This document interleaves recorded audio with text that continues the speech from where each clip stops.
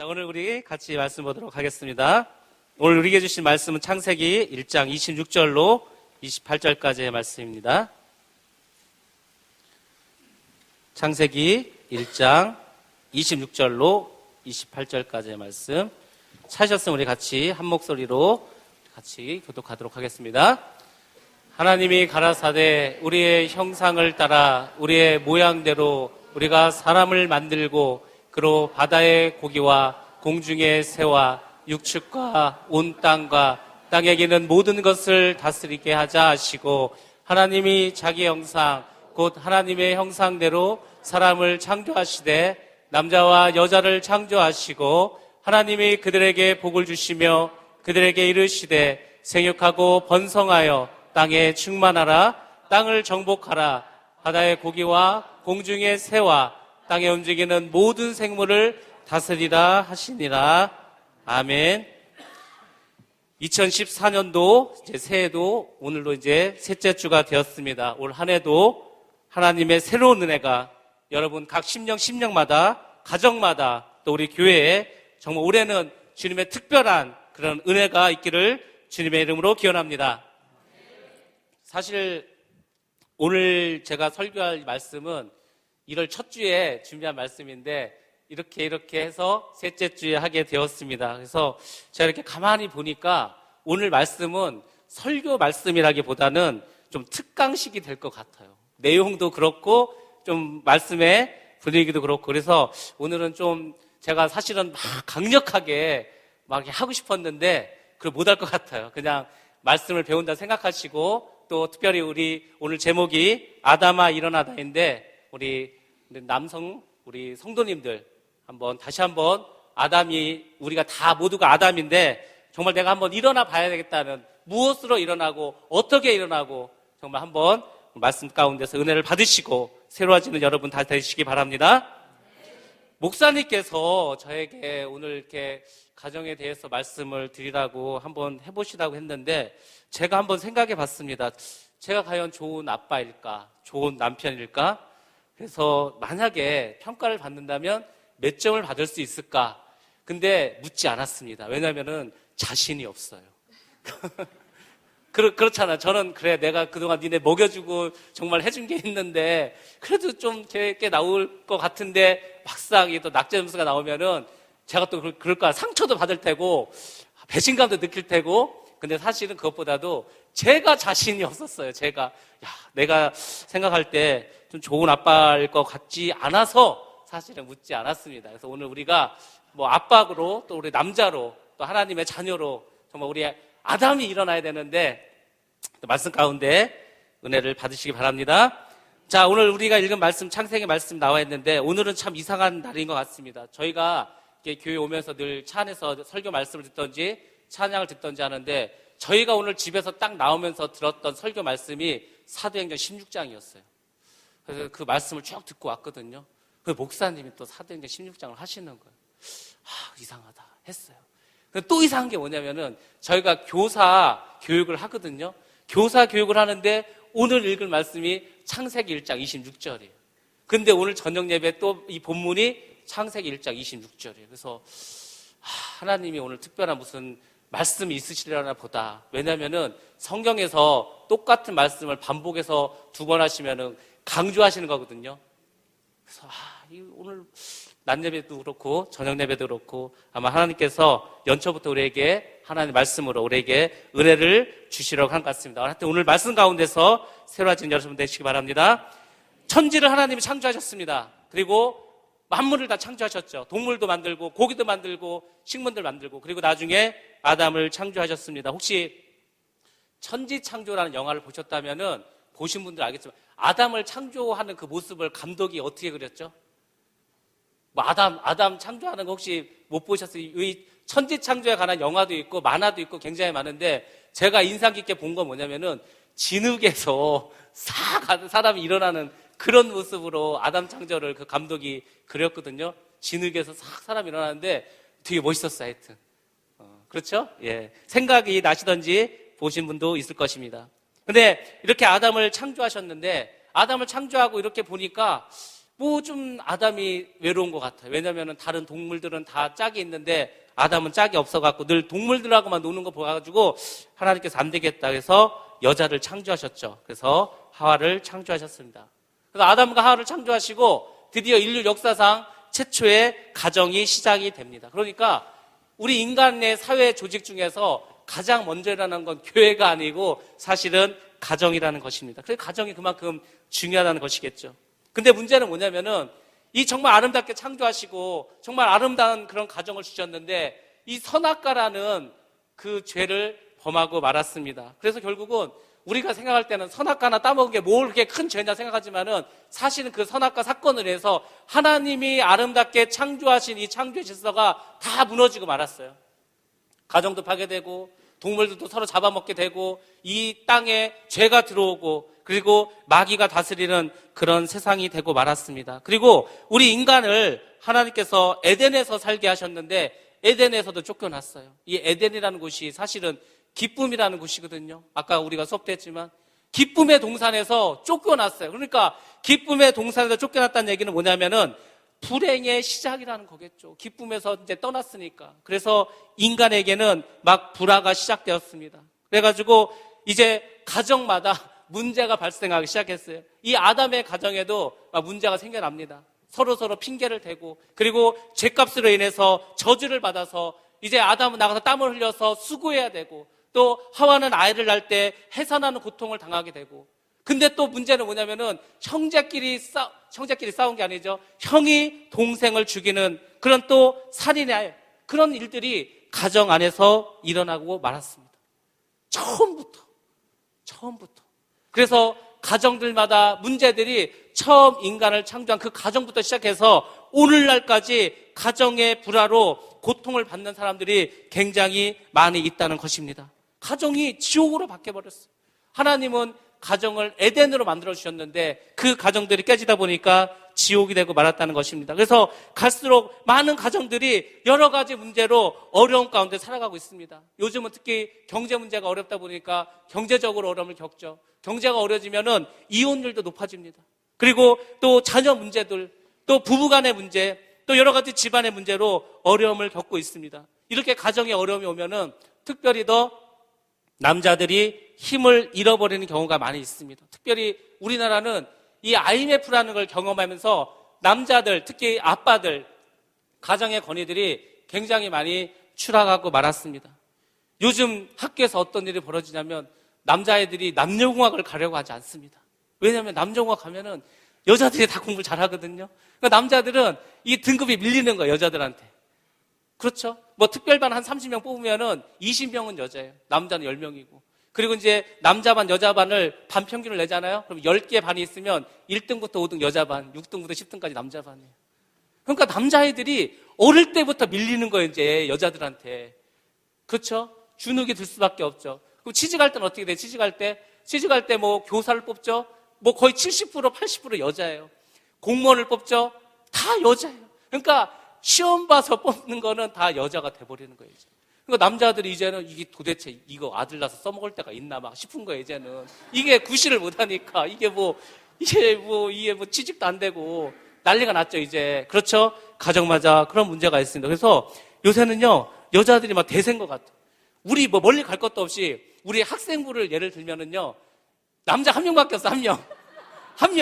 그래서 야, 이거는 좀 아니다. 우리가 좀 전도 좀 하자. 이거는 어떻게, 물론 기현이는 좋겠죠. 혼자 있으니까. 그렇지만 청일점이니까. 근데 제가 볼 때는 이거는 너무 이게 성비가 안 맞는 거야. 이게 어떻게 15대 1이 뭐예요? 15대 1이. 그렇죠? 그렇게 자꾸 어디든지 남자들이 이게 힘을 발휘를 못 합니다. 요즘 세상은 또 우리나라에는요, 또 여성부라는 게 있어요. 여성부. 세상에 어느 나라에 여성부가 있죠? 장관이 있는 거, 장관이. 여성부 장관. 그래서 이제는 남자들이 어디 가서 이제 뭐 남자라는 것 자체가 창피한 것 같아요, 이제는 막. 그리고 골드미스라는 게 나왔습니다. 이 골드미스가 뭔지 알면 여자가 막 공부를 너무 많이 해가지고 막 박사학위 받고 대기업에 들어가고 막 돈을 엄청 많이 버는 거예요. 근데 이제 돈을 벌고 공부하다 보니까 결혼을 못 했죠. 그러니까 나이는 이제 막 30살이 넘었는데 하여튼 능력은 있어. 이 골드미스들이 어떻게 하죠? 젊고 근육질에 잘생긴 20대 남자들을 데리고 사는 거예요, 이제는. 데리고. 그렇죠? 옛날하고 완전 바뀌어. 옛날에는 이제 남자가 능력 있으면 돈 잘 벌고 막 해가지고 이쁜 여자 데리고 살았거든요. 지금은 바뀌어버렸다니까, 이 세상이. 이게 우리나라 얘기를 하는 겁니다, 지금. 외국 얘기하는 게 아니고 이런 식으로 변해버렸어요. 오죽하면은 저도 깜짝 놀랐는데, 아니, 여성 대통령이 한국에서 나오죠? 여성 대통령이? 그렇죠. 여성 대통령도 있습니다. 그래서 정말 이제 남자들이 어떻게 할 수가 없는 그런 세상이 되고 말았어요. 얼마 전부터 이런 노래가 나왔죠. 아빠 힘내세요. 우리가 있잖아요. 제가 어렸을 때 그런 노래 필요 없었죠. 왜? 그런 노래 없어도 어차피 아빠는 힘이 있으니까. 그렇죠. 근데 어느 순간에 이런 노래가 막 나오는 거예요. 아빠들이 너무 불쌍해 보이는 건지 애들이 볼 때에도. 그래서 자기들이 응원가를 만든 거예요, 이제. 그래서 국가적으로 막 틀어줬잖아요. 텔레비에서 아빠 힘내라고. 세상이 변한 거죠. 그렇죠? 그러니까 세상이 변해가고 있어요. 변해가고 있고, 변했고. 그래서 어쨌거나 이 남자들이 정말 힘을 내야 돼, 이제는. 일어나야 돼요. 이렇게 있으면 이제는 모르겠어요. 이제 어떻게 될지 세상이 더. 여러분들이, 우리 아담, 우리 남성들, 우리 남전도 회원 여러분 모두 다 올해는 정말 일어나시기 바랍니다. 이게 또 남자가 자꾸 이렇게 무능해지다 보니까 이 안 좋은 이야기가 자꾸 나와요. 안 좋은 말도 나오고. 그 중에 하나가 삼식이란 말도 있죠. 삼식이. 이게 하루 세끼 집에서 밥 먹으면은요, 이제는 눈치가 보여서 어째 참 새끼를 다 집에서 먹을까, 용감하게. 그렇게 되는 거지, 갈수록. 그렇죠? 이제 우리가 더 이상 이제 구박받고 살 수가 없습니다. 아니, 그러면은 우리가 해서라도 먹자 이거죠, 집에서. 해줄만 먹지 말고 뭔가 좀 새로워져야 되니까. 일본은요, 이게 사실은 우리보다 한 10년 정도 먼저 일어났어요. 일본이 노령화도 우리보다 먼저 일어났고, 이런 경제 문제도 우리보다 한 10년 전 먼저 일어나다 보니까 항상 우리보다 앞서 나가거든요, 그런 쪽에서. 그래서 이제 예전에 그런 얘기가 있었어요. 이렇게 이 노부부가 이사를 가잖아요. 그러면은 이사를 가는데 이삿짐 쌀 때 이렇게 보면은 남편이 없는 거, 남편이. 그래서 이제 남편이 없어요. 그러면 남편이 이사 가는데 어디 갔지? 이렇게 하면은요, 이사 이제 간 집에, 새 집에 가서 이렇게 보면은 그 장롱 속에 숨어 있는 거예요. 왜냐면은 이사를 가면서 남편을 놓고 갈까봐. 그렇잖아요. 무섭잖아요. 이제 부인이 어디로 이사 갈지 모르니까 장롱 속에 숨어 있는 거야. 막. 그런 얘기가 있었거든요. 모르죠. 싫어할 수도 있는데. 근데 아무튼 그런 식으로 세상이 변화되었습니다. 그래서 제가 볼 때에도 이건 아닌데, 물론 평등도 중요하고 여성들이 지위가 향상되는 거 당연히 향상돼야죠. 저도 딸이 셋인데 여성이 지위가 향상돼야죠, 당연히. 근데 여성의 권위가 향상되면은 남자의 권위가 떨어져서도 안 되겠죠. 그래서 우리가 이 교회 안에서도 우리 남성들이 할 일이 많은데, 그러면 과연 우리가 어떻게 해서 무엇을 우리가 정말 믿음 안에서 회복을 해야 되겠냐 이거겠죠. 우리가 하나님 안에서, 하나님께서 정말 이 아담으로 우리를 창조해 주셨는데, 우리가 믿음으로 우리가 변화를 받아야 되고, 우리 남자들이 다시 믿음을 회복해야 할 줄로 믿습니다. 제가 신앙생활을 하면서 또 여러 교회를 이렇게 거치면서 많은 분들을 봤거든요. 많은 교회도 갔고 또 많은 분들의 설교도 들어봤고 했는데, 그런 것 같아요. 우리나라가 언제부턴가 너무 이렇게 번영신학적으로, 기복신학적으로 막 축복만 강조한 경우가 많이 있었어요. 막 복음 받았죠. 잘 살게 됐죠. 그 덕에 교회도 많이 부흥이 됐죠. 근데 그러다 보니까 너무 많은 또 문제가 이제 생기게 된 거예요, 한국 교회에. 이건 아니다. 그래서 우리가 정말, 그럼 하나님이 우리에게 주신다고 약속했던 축복은 무엇인가? 제가 늘 생각하면서 그 말씀을, 성경 말씀에 찾은 게 있어요. 그의 나라와 그의 일을 구하라. 그래야면 이 모든 것을 너희에게 주시리라. 근데 중요한 거는 먼저라 그랬죠, 먼저. 사람들이 먼저 자기의 복을 하나님께 구해요. 그래서 그 복을 가지고 하나님을 위해서 쓰겠다고 하죠. 근데 하나님 방법은 그게 아니고, 하나님께서는 우리가 먼저 하나님의 나라를 구하고 하나님의 영광을 구하고 하나님을 위해서 그냥 살면은 그 나머지 이 모든 것, 우리가 무엇을 먹을까, 무엇을 마실까, 무엇을 입을까, 이 모든 것은 그냥 하나님께서 우리에게 어떻게 하신다 했죠? 주리라고 하시더라고요. 주리라고. 구하지 않아도 알아서 주신다는 그것을 사람들은 먼저 달라고 하고 있거든요. 그래서 이건 아니다. 근데 제가 어떤 교회에서, 큰 교회는 아니지만은, 그렇다고 뭐 그분들이 유명한 분들은 아니지만은 또 어떻게 신기하게도 이게 연령대별로 이렇게 한 분씩 계셨어요. 그래서 제가 오늘 우리 성도님들에게 이런 분들이 있다는 것을 그냥 간증식으로 말씀을 전해드리고자 합니다. 먼저 이제 30대 대표에서 어떤 분이 있는데 이분이 그 김성훈 집사님이라고 있습니다. 이분이 하사관 출신이셨어요. 그래가지고 군 출신이었는데 하사관 하다가 이제 제대를 하셔가지고 이제 사회생활 하셨겠죠. 그래서 이분이 주로 하시는 게 이제 용접이었는데 특수 용접을 하셨습니다. 근데 이분이 가정이 조금 좋지 않아요. 왜냐면은 뭐 아버지 혼자 살아계시고 어머니는 돌아가셨고, 근데 누나들이 이 아들이 혼자인데 굉장히 괴롭혀요, 동생을. 그러니까 동생이 돈만 벌어 놓으면 와가지고 야 500만 원만 좀 꿔줘봐. 근데 이제 중요한 건 꿔달라고 하는데 주면 안 갚아요. 그게 한두 번이 아니에요. 여러 번 그랬어요. 그러니까 이분은 돈만 벌으면은 그냥 누나한테 뺏기는 거 이렇게. 그러면 이제 이분이 결혼해서 부인이 있는데 그 부인은 또 어떻게 또 시누이가 와서 달라고 하는데 앉을 수도 없고. 그러니까 이분들이 열심히는 사는데 늘 힘들게 사는 거예요. 고생하면서 살고. 그리고 늘 집안이 아프고 뭔가 이렇게 좀 뭔가 힘들고 괴롭고 교회는 다니는데 늘 답답한 거야, 이게. 그러다 이분들이 대전으로 이제 이사를 오게 됩니다. 왜냐하면 아버지가 혼자 대전에 사시는데 암에 걸리셔가지고 이제 누군가 수발을 해야 돼요. 그래서 이제 한 2년 정도 계시다가 이분이 돌아가셨는데 아무튼 이분이 대전에 오셔서 신앙생활을 이제 새롭게 하셨어요. 새롭게. 그러니까 이분이 자기가 느끼기에도 야, 내가 이런 사람이 아닌데 너무너무 예배를 사모하는 거예요. 그 공장에서 용접을 하고 이제 기도회가 8시에 있으면은 밥도 안 먹고 오는 거예요. 이분이 밥도 안 먹고 막.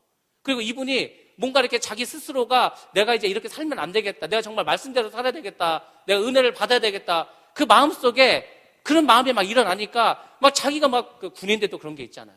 군인들 특유의 충성심, 열심. 그래서 이분이 정말 열심히 신앙생활을 하셨어요. 결국은 이제 아버지는 돌아가시고. 근데 중요한 거는 이분이 그 신앙이 변했어. 어떻게 변했냐면은 아버지가 돌아가셔가지고 이분이 원래 남양주에 사셨는데 남양주에 다닐 때 그 다녔던 목사님이 오셨어요. 근데 그 목사님이 딱 그 집사님 보고 느끼는 게 아니 집사님이 변할 줄은 자기는 상상도 못했다는 거예요. 하나님도 집사님은 절대로 못 고칠 거라고 생각했다. 근데 불과 한 1년도 안 됐는데 너무 완전히 사람이 바뀌어 있는 거예요. 이분께서 자기가 믿음을 가지고 내가 30대지만은 우리 가정이 정말 새로워져야 되겠다. 이 생각을 하신 거예요. 이분이 출장을 가시잖아요. 목포로 출장을 가요. 목포로 출장 가면은 막 이제 토요일 날 하고 그 밤에 KTX를 KTX를 타고서 대전에 오는 거예요. 사장님이 야, 너 어디 가냐? 집에 가죠. 왜? 아, 교회 가려고.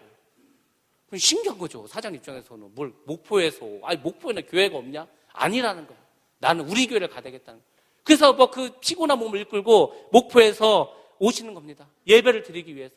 그래서 정말 하나님 보시기에 기특한 일을 많이 하셨어요. 이분이 교회에서 이제 드럼도 치시고. 그렇죠? 근데 이분이 그 회사를 간 지 얼마 안 돼가지고 사실은 뭐 말단 직원 비슷했는데 자꾸 이제 위에 사람들이 나가고 하다 보니까 어느 날은 사장님이 부르는 거예요. 그래서 너를 과장으로 승진시켜 주겠다. 너를 뭐 월급을 올려주겠다. 이렇게 하면서 생각지도 않았는데 괜히 사장님이 이분한테 잘해주는 거예요. 아니 직원이 사장님한테 잘 보여야지 이상하게 사장님이 이분한테 막 잘해주는 거예요. 이분이 딸이 둘 있는데 꼬마 애들 뭐 3살 5살 막 이랬어요. 근데 얘네들이 웃긴 게 뭐냐면요, 이거 이제 나름 자기들도 이제 아빠가 그렇게 변하니까 애들이 변한 거예요. 애들이 변해갖고 그 5살 3살 애들 뭐하러 맨날 떠다니고 놀았지 그냥 유아실에서. 근데 얘네들 어느 순간 갑자기 예배 시간에 가만히 앉아 예배를 드리는 거예요. 그것도 이제 기도회를 요새 이제 열심히 하거든요. 기도를 하다 보니까 그 뭐 5살 6살밖에 안 된 그 큰딸이 아버지 하면서 울면서 막 뭔 죄를 많이 졌는지 한이 많은지 6살짜리가 아버지 하면서 울면서 막 기도를 해요. 그 6살짜리가 방언을 받고. 그렇죠?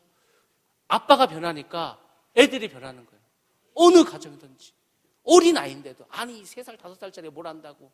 그래서 그 분이 먼저 하나님께 자기가 드려지고 하나님 뜻대로 살고 최선을 다해서 정말 하나님 기뻐하시는 일을 하려고 했더니 뭐 오래 가지도 않았어요. 한 1년 지나니까 그렇게 가정이 복을 받더라고요. 영적인 복을 받는 영적인 복. 너무너무 기쁘고 감사한 거예요. 늘 여러분들에게도 그런 복이 임하시기 바랍니다.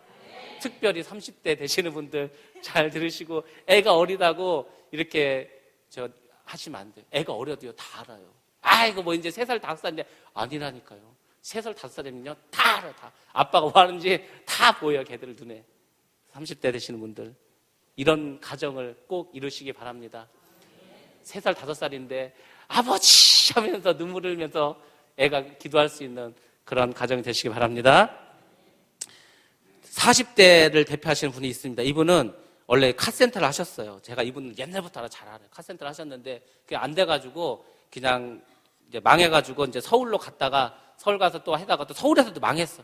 그래서 대전에 내렸는데 돈이 없으니까 처가살이를 하셨어요. 처가살이를. 그러니 뭐 처가살이를 하고 아들이 둘인데 애들 중학생이고 처가살이 하니 얼마나 답답하겠어요. 이게 장모님 혼자 사시는데 연립주택에서 힘들게 사셨죠. 근데 이분이 교회는 다녔는데 이 개모임만 있으면 안 나오는 개모임. 근데 뭔 개모임 이렇게 많은지 툭하면 빠지는 거야. 툭하면 뭐 이렇게 하여튼 안 나오면 개모임 갔다는 거야. 그래서 이분이 신앙생활을 그렇게 하셨어요. 왜? 야, 내가 뭐 교회 다녀도 다 망해먹고 내가 뭔 희망이 있겠냐. 그냥 근데 이분이 변화되는 계기가 왔는데 그게 뭐였냐면은 큰아들이 고등학교를 갔는데 얘가 집을 나가버린 거예요. 그냥 가출을 해서 가출을. 그러니까 이제 정신이 번쩍 든 거죠. 얘가 한 달 만에 왔어. 너 뭐 하고 왔니? 그러니까 서울 가서 화장실 청소하고 왔다는 거. 한 달 동안 돈을 벌어야 되는데 할 일이 없어. 화장실 청소하고 왔다, 화장실. 그래서 이분이 깨달았어. 야, 이거 안 되겠구나. 내가 맨날 노래방 가서 노래나 부르고 맨날 수련 나오고 개모임만 가니까 애들이 안 되겠구나. 그래서 이분이 애들 때문에 이제 신앙생활을 똑바로 하기 시작해요. 똑바로. 그래서 이분이 얼마나 똑바로 하셨냐면요. 청소했대, 청소. 그냥 알아서 청소를 그냥 매일 막 일찍 오셔서 하시는 거예요. 그리고 주방에서 서빙은 이분이 다 하셨어요. 막 그렇게 뭐 누가 시킨 거 아니라니까요. 자진해서. 그러니까 왜냐하면 이분이 뭐 성가대도 아니고 찬양팀도 아니고 뭐 특별히 할 것도 없어요. 교회에서. 남자들이 교회에서 뭐 좀 하려고 그러면은 이렇게 별로 할 게 없어. 할 게. 그렇죠? 이분이 내가 할 게 뭘까 하니까 그런 걸 하시는 거예요. 이제 주방에서. 근데 이분이 참 신기한 거 뭐냐면은 이분께서 이제 버스를 운행을 하시는데 버스 회사에서 어떻게 하다 보니까 뭐 사람이 이제 신실해 보이고 하니까 이제 노조 총무를 시켜줬거든요. 근데 이분이 참 웃긴 게 뭐냐면은 대전시에서 우수 버스기사 3명을 뽑는데 거기 뽑히셨어요. 그래서 뭐 대전일보에도 나오고 하여튼 그 상으로 중국도 갔다 오셨어요. 아무튼 중국도. 근데 이제 이분이 뭐가 있냐면은 내가 어떻게 해야 정말 하나님께 똑바로 살까 싶어가지고 고민을 하다 보니까 이 버스라는 게 하루 일하고 하루 쉬잖아요. 근데 일하는 날이 주일에 낄 때가 있거든요. 그러니까 주일을 다 빼버린 거예요, 이분이. 그러니까 이분이 이제 총무라서 이 월급이 누가 얼마 받고 다 알거든요. 왜냐면 일한 날짜대로 돈을 받으니까. 근데 항상 보면은 자기가 월급이 제일 적더라는 거죠. 주일날 일을 안 하니까. 크리스마스 날, 교회 가는 날을 다 빼버리는 거예요. 그나마 이제 총무 정도 되니까 빼는 거죠. 월급이 제일 적어. 그렇죠? 근데 참 신기한 게 뭐냐면 이분이 뭐라고 고백하시냐면은 제가 주일날 일할 때는 이게 버스라는 게 사고가 안 날 수가 없대요. 하다 보면은 꼭 사고가 크던 작던. 그래서 자기도 지금까지 5번 정도 이게 버스 사고 나가지고 2천만 원 정도를 물어줬다는 거죠. 자기가. 근데 신기한 건 뭐냐면은 주일날을 빼고 그냥 예배 드리고 했는데 사고가 안 나요?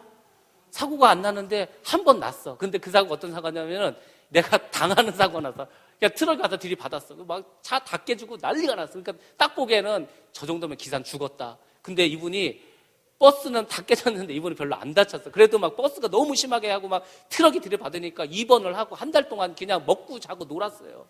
그러면서 검사랑 검사 공짜로 다 받았어. 건강검진, 피검사 다 했어. 그리고 이제 나중에는 또 그 한 달 정도 있어서 보상금까지 받았다니까요. 하나님께서 너 좀 쉬어라. 그동안 수고했으니까. 이렇게 하나님 축복하시더라고요. 그리고 또 하나는 뭐냐면은 그 집 나간 아들이요. 어떻게 해가지고 집 나간 아들 와가지고 청소는 하고 왔지만은 얘가 그래도 깨달은 바가 있었는지 왜냐면 아빠가 변했거든. 아빠가 막 자기들을 위해서 막 뭐 새벽 예배도 나가고 주일날 그 버스도 안 하고 애들이요 갑자기 변했어. 그래서 집을 나가가지고 학교를 그렇게 했으니 학교를 다닐 수는 없고 그래가지고 할 수 없이 이제 검정고시를 봐가지고 폴리텍을 간 거야. 폴리텍을 기능대학교를. 근데 갔는데 거기 가자마자 한 1년 있다가 이제 군대 제대하고 뭐 어디 그 통계청이 생기면서 거기 또 들어갔거든요. 거기 들어갔다가 또 조금 있다가 그 평택에서 일본인 회사가 있는데 거기에 2명을 뽑는데 2명 뽑는데 400명이 왔대요. 400명이 왔는데 뭐 연대 나온 사람, 고대 나온 사람, 한양대 다 나왔으니까 얘는 될 확률도 없고 가능성도 없어요. 400명 중에 2명 뽑는데 그런 애들이 왔으니. 그러니까 얘가 이제 면접에 가가지고 자기가 마치 붙은 것처럼 담대하게 이야기를 한 거야. 그래서 사장이 저놈이 도대체 뭔데? 저 이거 딱 보니까 뭐 폴리텍인데 저게 왜 이렇게 세게 나올까? 그래서 신기해서 걔를 뽑았다는 거야. 그래가지고 걔가 연봉이 4천이 넘어요. 그리고 기숙사 생활을 하는데 기숙사가 32평 아파트인데 2명이 살아요. 거기. 제가 꼭 이게 하나님의 뭐 이렇게 그런 게 아니고 우리가 하나님 앞에 바로 서면 특별히 아빠들이 바로 서면은요 자녀들 문제를 하나님이 알아서 해결해 주신다는 겁니다. 우리가 정말 내가 변해야 우리 자녀들이 변하는구나 다시 한번 생각하시면서 정말 오직 예수로 오직 예수 믿음의 가정으로 그렇게 삶이 변화되시기 바랍니다. 너무 많죠. 50대에도 한번 해볼까요? 50대에 어떤 장로님이 있습니다. 이분은요 감리회사 다니세요. 감리회사 감리단장이 되셨는데 이분은 공사장이 전부 다 저기 남쪽에 무슨 경상도 전라도 그러니까 늘 주말부부를 하셨어요. 이분이 처음에는 과장이었어요. 제가 처음에 이제 뵀을 때 한 10년 정도 됐는데 과장인데 월급은 한 200 얼마 되고요. 그리고 이제 주말부부다 보니까 이분은 또 더군다나 감리회사니까 맨날 공사장에만 있을 거 아니에요. 그냥 뭐 물가 옆에 주로 하청공사 했으니까. 그러니까 이제 일만 끝나면 술 먹는 거예요. 근데 이분은 또 술을 되게 잘하세요. 또 딱 보면은 정말 술 잘 잡수게 생겼어요. 원래 딱 스타일이.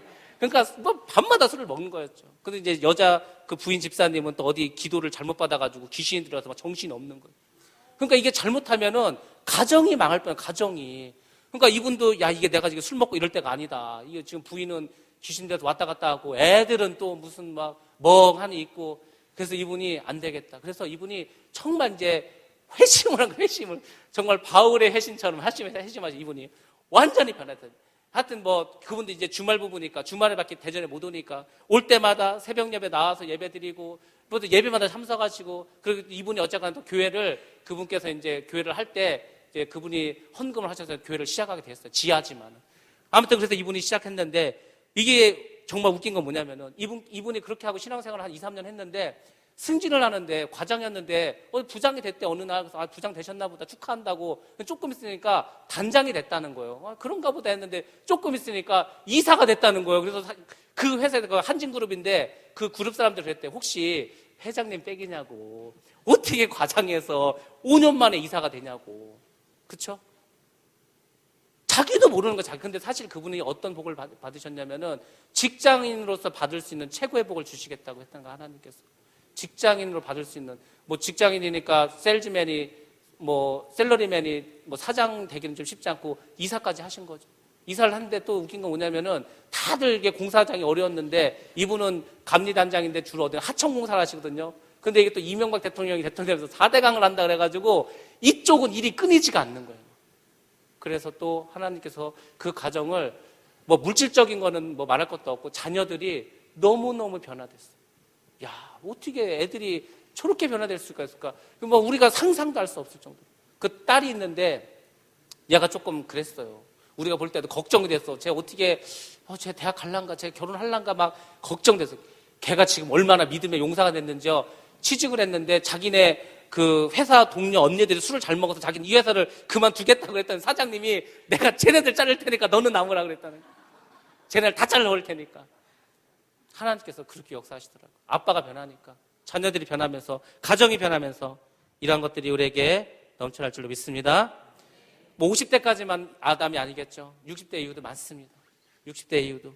저는 사실 특별히 60대 이후가 되신 분들께 정말 부러워요. 저는 그 나이가 되셨다는 게. 왜냐면은 솔직히 30대, 40대, 50대는 말씀대로 성령의 인도하심대로 참 살아가기 힘들거든요. 왜냐면 사회생활을 해야 되니까. 60대가 되시면은요, 뭐 특별히 크게 부담감이 없잖아요. 자녀들 다 장성했고, 그렇죠? 60대 이상 되신 분들은 인생이 끝났다 생각하지 마시고요. 내가 진짜 지금부터 말씀대로 살고 성령과 동행하고 내가 정말 하나님이 기뻐하시는 그런 삶을 살아야지 하고 한번 그렇게 헌신하시고 살아보시기 바랍니다. 에녹이 365세를 살다가 죽지도 않고 바로 하늘나라로 올라갔어요. 하나님하고 얼마나 동행하고 살았냐면 우리가 나이를 먹으면 야 이제 뭐 내가 은퇴도 하고 집에서 뭐 할 일도 없고 삼식속이나 듣고 있는데 뭐 내가 뭘 할 수 있을까? 아니에요. 60대가 넘으시면은요 정말 이제 우리 후손들을 위해서 교회를 해서 내가 정말 이 한 번 받지 내가 뭐 내일 당장 죽어도 정말 원한이 없다 그 마음으로 얼마든지 주님을 위해서 살아가실 수 있어요. 어떤 분이 90세 생일에 이렇게 90세 생일 축하 파티를 하면서 막 이제 인터뷰를 하고 했는데 그분이 이런 얘기를 했습니다. 자기가 60세에 은퇴하면서 뭐 이제 내 인생은 다 끝났다. 뭐 은퇴했는데 내가 뭐 하냐. 그래서 아무 생각 없이 살았다는 건데 아무 생각 없이 살았는데 나이가 90세가 된 거예요. 그러니까 30년을 더 산 거예요. 30년을. 이분이 눈물을 흘면서 뭐라고 하냐면은 내가 이렇게 30년을 더 살 줄 알았으면은 60대에 은퇴하고 뭔가를 했다는 거예요. 뭔가를. 인생이 끝난 게 아니고. 그래서 30년을 그냥 아무 생각 없이 산 거예요. 그래서 이분이 눈물을 흘면서 내가 지금부터 뭔가를 시작하겠다는 거예요. 그래서 외국어를 공부하겠다. 외국어를. 왜냐 95세 생일 때 혹시 또 내가 그때 90대 생일 때 내가 그때 뭔가를 좀 시작할 거 후회할까 봐. 모르는 거예요. 우리가 언제 죽는 거는. 특별히 연세가 좀 있으신 우리 분들께서는 정말 하나님을 위해서 정말 우리 가족 내 가정들을 위해서 내 후손들을 위해서 정말 그런 헌신한 마음으로 하나님께 드려지는 삶이 되시기 바랍니다. 제가 드린 몇 분들은 다 공통점들이 있습니다. 첫 번째는 뭐냐면은 오직 예수로 살기로 결단하셨다는 겁니다. 이제는 이제 뭐 세상 쾌락 뭐 이런 거 이제 그런 관심 없고 오직 예수로만 살겠다. 두 번째로는 예배를 최선을 다해서 참석하고 최선을 다해서 예배를 드렸다는 것입니다. 예배를 그냥 시간대로 온 게 아니고 정말 헌신된 마음으로 예배 자리를 너무 진짜 갈급한 심령으로 나왔다는 거예요. 예배 때 은혜를 너무너무 사모하셨어요. 그러다 보니까 변화가 되셨겠죠. 새벽 예배든 금요 기도회든 하여튼 올 수 있는 시간은 최대한 다 해서 참석을 하셨어요. 그러다 보니까 믿음도 잘하고 그 삶의 변화가 되었다는 것입니다. 그리고 사실 이분들의 공통점이 또 하나가 있어요. 중요한 비법이 하나 있습니다. 그거는 이따가 나중에 말씀드리겠습니다. 중요한 거라서. 자, 이렇게 해서 이제 은혜를 받고 새로워진 분들이 있습니다. 그럼 이제 도대체 우리 남성들이, 우리 아담들이 어떻게 삶을 살아야 할 것인가? 먼저 교회에서 여러분들이 나무꾼이 되시기 바랍니다. 이미 나무꾼이 되셨죠. 이미. 그렇죠. 장작 패고. 교회는 정말 하나님의 몸이죠. 그래서 머리가 주님 되시고 우리가 다 교회 지체거든요. 근데 우리 남자들은 교회에서 나무꾼이 돼야 되는 거예요. 마당사가 돼야 되고 머슴이 돼야 되고. 그래서 정말 힘쓰는 일 그런 거 다 사실 우리 남성들이 해줘야 합니다. 그렇죠?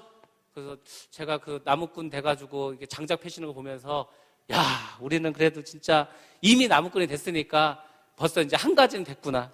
두 번째로는 우리 성도님들이, 우리 집사님들이 이 교회의 기둥이 되어야 할 줄로 믿습니다.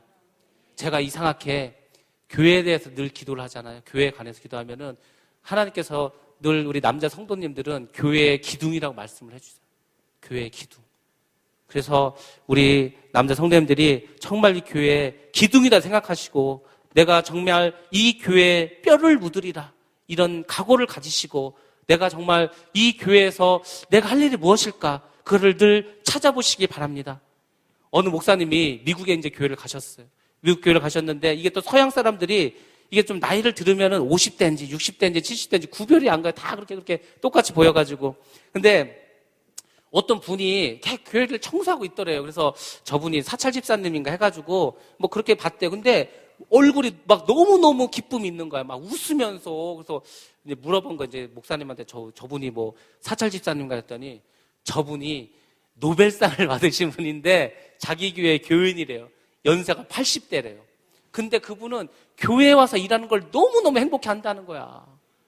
아니, 노벨상을 받았다는 거야, 노벨상 받으면은요, 고개 빳빳이 세우고, 어디 청소하겠어요. 근데 그 얼굴이 너무너무 기쁜 거야, 너무너무. 그 목사님 놀랬대, 목사님. 너무 그분이 기뻐하시면서. 우리가 바로 교회에서 그런 일을 해야 할 줄로 믿습니다. 그리고 재능 기부를 하세요, 재능 기부.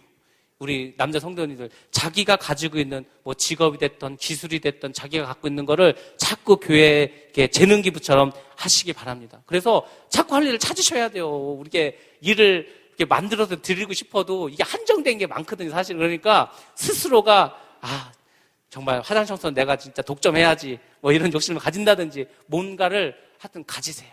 그렇게 해서 교회에서 기둥이 되시기 바랍니다. 두 번째로 세상에서 어떻게 살아야 할 것인가? 세상에서 정직하게 살아가시기 바랍니다.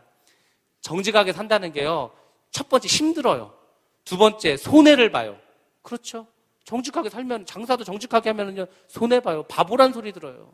그렇죠. 근데 제가 비법을 알려드릴게요. 다 정직하지 않은데, 나 혼자 정직하잖아요?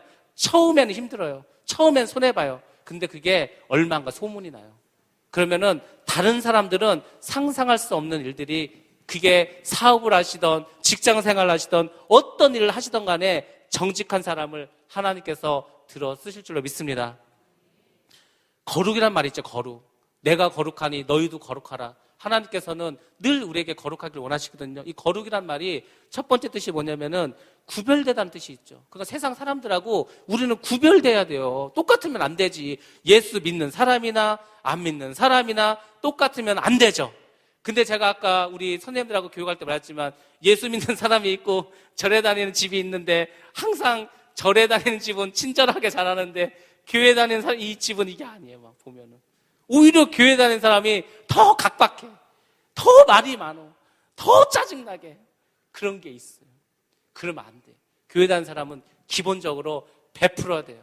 하나님의 은혜, 사랑을 베풀어야 되고 사랑을 자꾸 나눠줘야 돼요.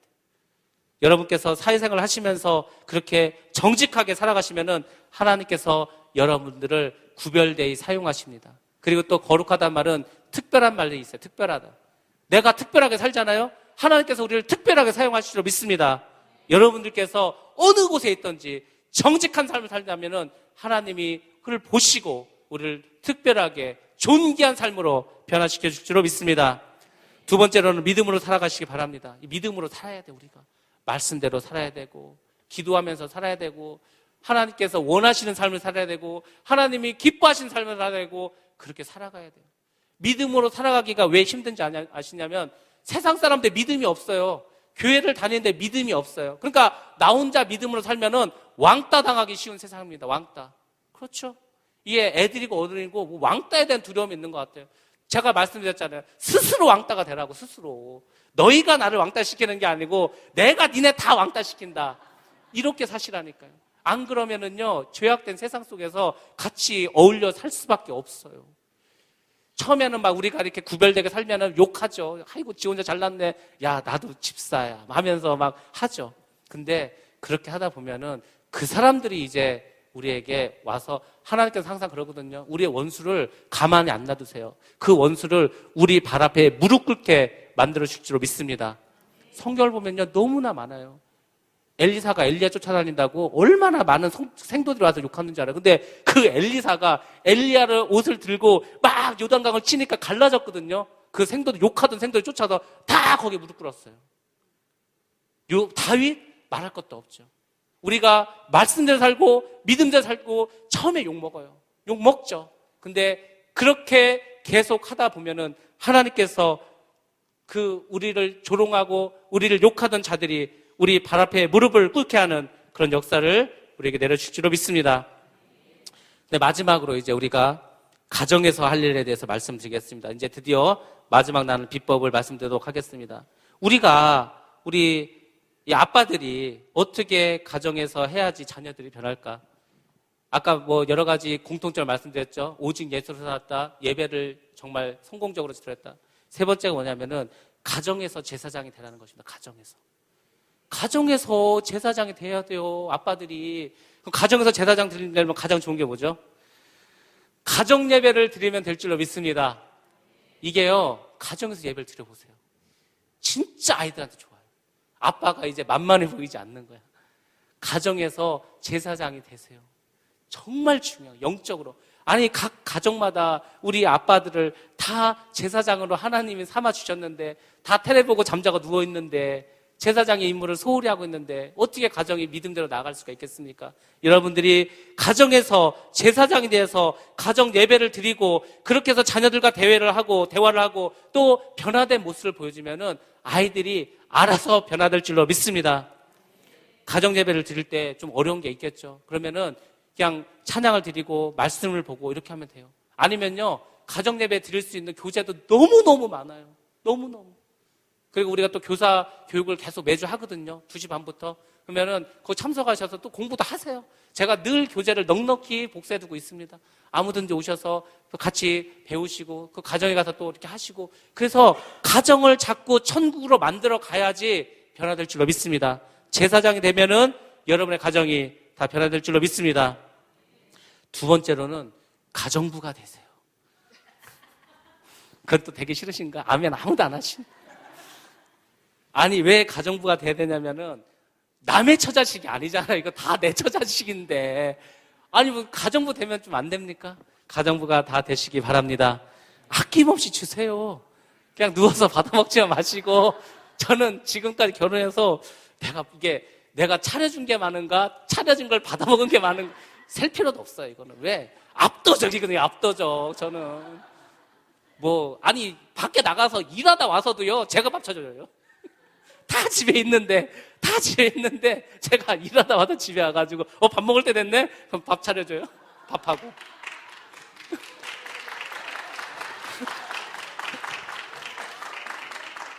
제가 이러면은 또 공공의 적이 될 수 있습니다. 공공의 적이 되겠죠. 그래도 할 수 없습니다. 가정부가 되시기 바랍니다.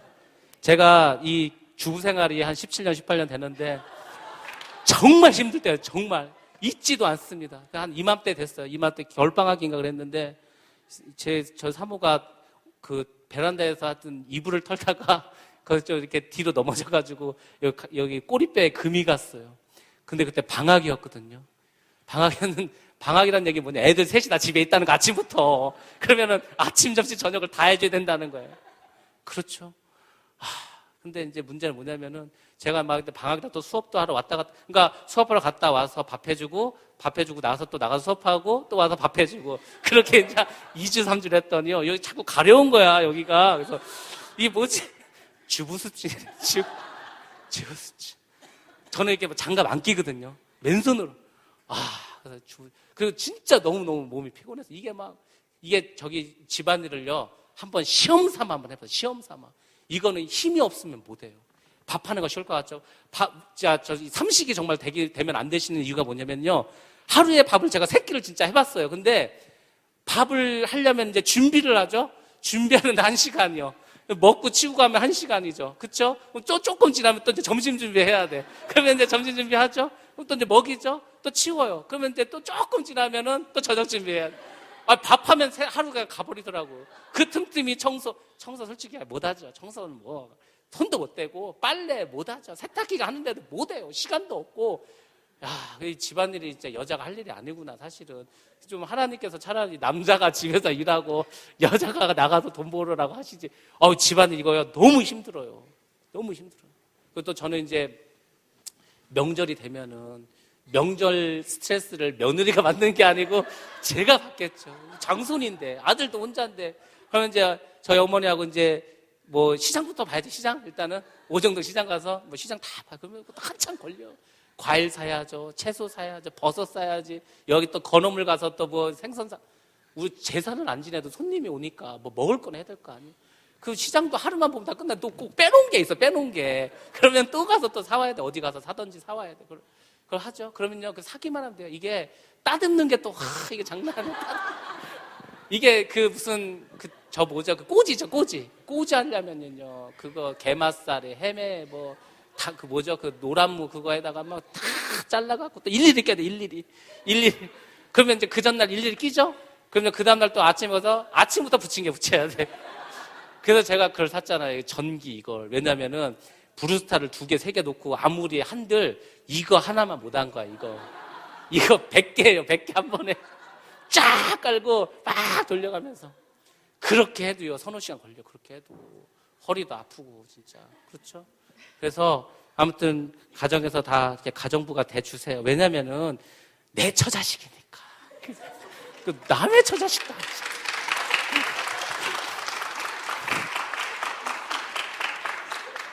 제가 이게 어디 특강 나가서 이렇게 해서 박수 받으면 좋은데 이게 교회에서 또 계속 봐야 되는데 큰일 났네. 어떡하죠? 이제 완전히 공공이 저기 돼버렸네. 그렇죠. 명절에 저도 어릴 때 보면은요, 이게 남자들은 주로 하는 게 이게 주로 이렇게 밤을 까더라고요. 밤. 근데 그 밤감에서도 엄청 큰일 나는 것처럼 얘기를 해요, 이게. 근데 그렇지 않습니다. 이게 우리가 같이 해줘야 돼요. 이렇게 같이 하다 보면은 그게 결국은 돌아오게 돼 있어, 또. 아니, 아낌없이 줬는데 안 들어오겠습니까? 그러니까 하여튼 가정부가 되셔서 여러분들이 정말 가정에서 귀한 그런 아빠로 또 남편으로 사랑받으시기 바랍니다. 마지막으로 이제 또 해야 할 것이 있습니다. 이거는요, 제가 최근에 받은 은혜이기 때문에 오늘 그 말씀에 이제 하이라이트가 될 수도 있습니다. 이게 우리가 아빠들이 가정에서 해야 될 마지막은 뭐냐면요, 가족의 아픔을 치유해 줘야 된다. 가족의 아픔을, 우리 가정에는 아픔이 하나도 없는데요, 착각이라니까요. 착각. 저도 몰랐어요. 저도 그래, 나도 나름 그래, 내가 진짜 주부습진 걸려가면서 17년을 주부생활 해가면서 키웠는데 그래도 뭐 이렇게 불만 없겠죠. 제가 처음에 왜 그 말씀 드렸냐면은 저도 자신이 없다니까. 이렇게 했는데도 자신이 없는 거야. 애들이 과연, 야, 누군가 와가지고, 야, 니네 아빠 저기 몇 점 줄래? 왜 요새 그런 프로도 있잖아요. 뭐 해갖고 뭐 점수 주는 거. 근데 저는 50점은 솔직히 넘을 것 같아요. 왜냐면 한 게 있으니까, 그래도 깔아놓은 게 있으니까. 근데 뭐 8, 90점 오를 것 같아요. 모르죠. 또 50점도 안 될 수도 있을지 모르지만 아무튼 저는 그렇게 믿고 있습니다. 왜 물어보진 않았으니까. 근데 우리가 가족의 그 아픔을 아빠들이 치유해 줘야 돼요. 오늘 우리가 중고등부 그 공과가 뭐였냐면은 예수님이 가나 혼인잔치에서 물을 포도주로 바꾼 사건이었습니다. 그러면서 거기에서 나온 게 뭐냐면은 우리 집에는 부족한 게 무엇인가? 우리 집에는 무엇이 부족한가? 다 집에 부족한 게 있죠. 뭐 돈 이런 게 아니고 다 집집마다 부족한 게 있어요. 근데 제가 볼 때는 사랑이 다 부족한 거죠. 사랑이. 집집마다 다 사랑이 부족해요. 참 우리나라는 이상하죠. 아니 왜 자기 새끼인데도 사랑한다는 말을 안 해줄까? 그쵸? 정말 이상한 것 같아. 아니 내 자식인데 저도 사실 애들한테 이렇게 사랑한다고 말하기 좀 쉽지 않아요. 근데 그 참 이상한 문화인 것 같아. 왜 애들을 안 안아줄까? 애들을 안아주는 거 좋아하는데. 물론 하윤이도 조금 이제 도망가요. 좀 안아주려면 도망가지만 우리나라는 너무 이게 스킨십이 없는 것 같아요. 아빠들이 아이들을 안아주고 사랑한다는 걸 몸으로 표현해주면은요, 애들은 너무너무 거기서 안정감을 가져요. 그리고 하나님의 사랑을 거기서 배우는 거예요. 아니, 애들이 누구한테 하나님을 누구로 아빠가 하나님이다 생각하고 살아, 애들은. 그러니까 아빠가 잘해주면은, 그러니까 하나님 아버지라고 하잖아, 하나님 아버지. 그쵸? 하나님 아버지하고 집에 있는 아버지가 너무 차이가 난다. 그러면 이 아버지에 대한 상이 깨져버리는 거예요. 우리나라가 특별히 이제 또 우리 옛날 세대들은 그런 게 많았죠. 이 애들을 안아주고 하는 건 그 팔불출이나 하는 거라고 해가지고 그걸 안 했어요. 근데 안 그래요. 아이들을 안아주고 사랑한다고 자꾸 표현을 하시기 바랍니다. 뭐 아이들한테만 하라는 건 아니겠죠. 아빠 학교라는 게 있거든. 아빠 학교를 이제 목사님들 다 모아놓고 했어요. 목사님 모아놓고 했는데 그 마지막 강사님이 한 게 뭐냐면은, 자 목사님들, 자 휴대폰 다 꺼내세요. 그리고 사모님들 다 전화하세요. 그럼 사모님 받으면 여보 사랑해. 그게 숙제였어요. 이제 다 꺼내서. 그래서 이제 막 하는데 어떤 목사님이 감히 이걸 못 누르는 거예요. 누르질 않는 거예요. 그래서 다 하셨어. 막 어떻게 막 눈 딱 감고 했어요. 눈 딱 감고. 그게 왜 눈을 감고 말하는지 모르겠지만은 눈 딱 감고 여보 사랑해 하고 딱 끊어버렸어. 근데 그런데도 안 하는 목사님 있는 거예요. 그래서 갔더니 목사님 왜 안 하세요니까 이분도 경상도 분이네. 경상도 분이요. 그러니까 이게 사랑에 자기는 도저히 낯간지러워서 못하겠다. 낯간지러워 어떻게 그걸 하냐고. 그래서 아니라고. 그러다 막 모든 목사님 다 모여서 이제 목사님 힘을 내세요. 이거 진짜 사명감을 가지고 하십니다. 이거는 진짜 십자가라 생각가지고 하셔야 됩니다. 그래서 이제 할 수 없이 이제 들었어요. 그래서 이제 막 꾸역꾸역 해가지고 통화가 돼서 이제 사모님 받으셨어. 여보 잘했나? 그래서 이제 사 이렇게 잠깐 옆에서 하니까 사까지 나왔는데 사찰지사도 잘했나? 그러니까 사랑해가 그렇게 하네. 사랑해가 목사님도 안 되는 거예요. 뭐 해봤어야지. 자식이든 부인이든 사랑한다 말해주고 안아주고 해봤어야죠. 그쵸? 근데 그게 안 하면요 죄예요. 죄. 사랑은요, 아니 하나님께서도 사랑이시고 하나님께 주신 계명 중에 가장 큰 것도 서로 사랑하라고. 결국 기독교가 하나님 사랑하고 이웃도 사랑해야 되는 판에 왜 가족은 사랑하지 않죠? 왜 자녀들 이쁘다고 안아주고 해주지 않죠? 왜 사랑하는 아내를 안아주고 사랑한다고 해야죠. 그렇죠? 저도 잘 못하지만 아무튼 해야 합니다.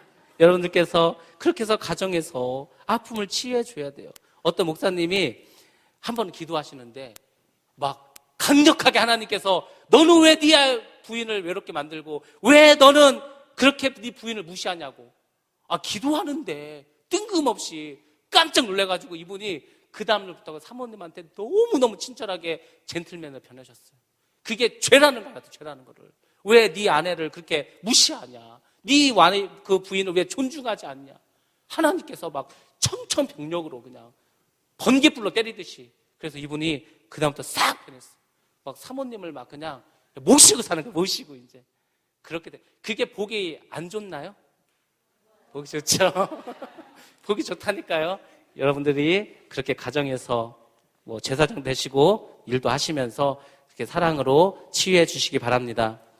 어떤 장로님이 이제 그런 것 같아요. 60대 되신 장로님인데 이분도 이제 아빠기로 갔어요. 근데 이제 거기서 자녀들하고 이제 사이가 안 좋은 거를 이제 풀으라고 그걸 아니 왜 안 푸냐고 그래서 했는데 그분이 뭐가 있었냐면 30대 초반에 아들이 있었는데 이 아들하고 왠지 안 맞는 거야. 그 아버지하고 아들하고도 안 맞는 게 있나 봐요. 그래가지고 서로 그냥 개, 닭, 소 보듯이 하는 거예요. 이제 부모간인데도. 그래서 별로 대화도 없고 아버지는 아버지도 자식이 못마땅하고 아들은 또 아들대로 아버지가 그냥 좀 그렇고 말하기도 싫고 말도 안 통하고 막 그랬어요.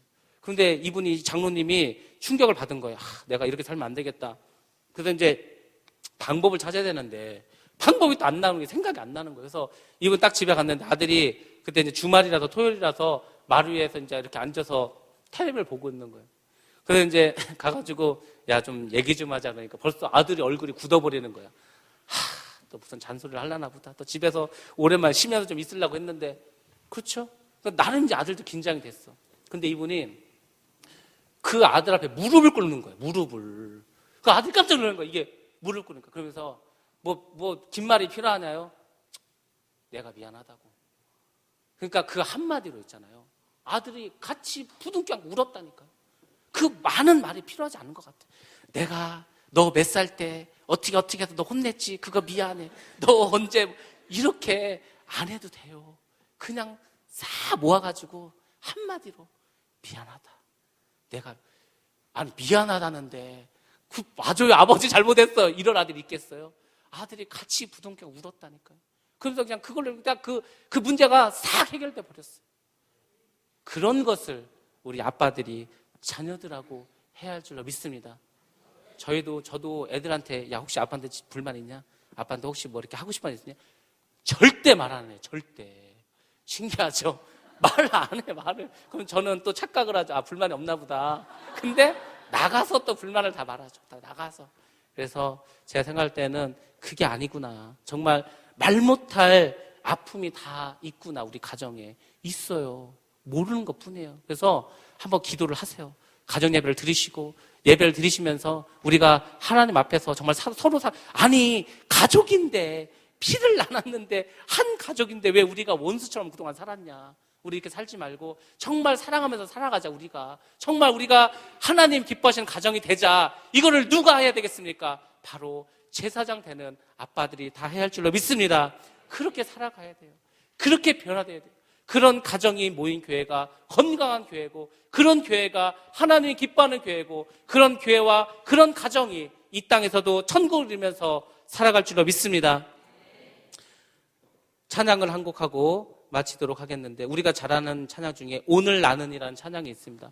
최용덕이라는 집사님이 예전에 작곡했던 곡이죠. 작사하시고 이분이 이 찬양을 만드신 데에는 사실은 사연이 있습니다. 이분이 이제 어떤 분을 후배되는 분을 전도를 했어요. 그래서 이제 집사님이 됐어.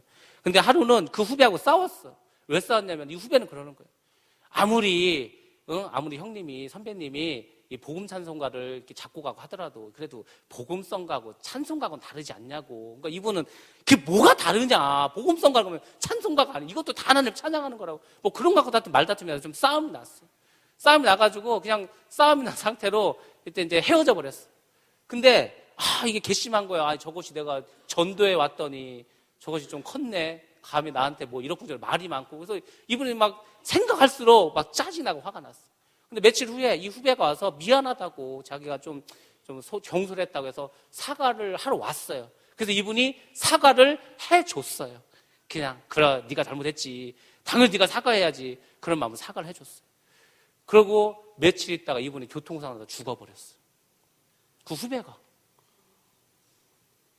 그래서 이제 뭐 죽었다고 하니까 이제 병원에 갔겠죠. 근데 그 부인이 뭐 일기장을 하나 갖고 일기장이 뭐냐 이렇게 봤더니 그분이 그 최영덕 집사님과 이분이 싸웠던 날 쓴 일기가 있는 거예요. 그 일기에 뭐라고 썼냐면은 나는 예수님을 가장 존경합니다. 그렇지만 그 다음으로는 우리 최영덕 선배님을 가장 존경하고 사랑합니다. 그거를 보고서 이분이 너무너무 자기가 부끄러운 거예요. 야, 이 후배는 나를 이렇게 생각했는데 나는 내가 잘났다 생각하고 얘를 뭐 용서한다고 이런 입장에 있었으니까. 그래서 그분이 너무 마음이 아프고 너무 미안하고 죽었으니까 미안하다 말도 못하고 그 심정을 가지고 만든 찬양이 오늘 나는이라는 그런 찬양입니다. 여러분들이 언제 죽을지 몰라요. 내일 죽을 수도 있어요. 근데 정말 중요한 우리 가족들, 우리 혈육들을 사랑한다는 말도 못하고 늘 뭐라고 잔소리만 하고 이렇게 하다가 어느 날 누군가가 죽어버린다면 어떻게 할 거예요? 어떻게 죽고 나서 그 무덤에 가서 사실은 내가 너를 사랑했는데 그동안 사랑한다고 말 못해 미안하다 그러면 그게 해결되나요? 지금 살아있을 때 같은 집에 살고 있을 때 여러분들이 자꾸 사랑을 표현하시고 사랑을 자꾸 이야기하고 그렇게 해서 안아주시기 바랍니다. 진정한 부흥은 우리가 사랑할 때 나타날 줄로 믿습니다. 부흥이라는 게 숫자가 그게 부흥이 아니에요. 숫자 많은 교회 맨날 싸우면 절대 부흥이 아닙니다. 우리 안에 사랑이 이루어지고 그 사랑이 충만해지고 그 사랑을 위해서 우리가 늘 변화되면은 그것이 바로 진정한 부흥일 줄로 믿습니다. 그러므로 우리 아담 여러분들 사랑하시기 바랍니다. 가족을 사랑하시기 바랍니다. 교회를 사랑하시기 바랍니다. 그리고 주님을 그 누구보다도 사랑하시기 바랍니다. 이것이 마지막 때 정말 말세는 이때 우리가 일어나야 할 이유와 목적인 줄로 믿습니다.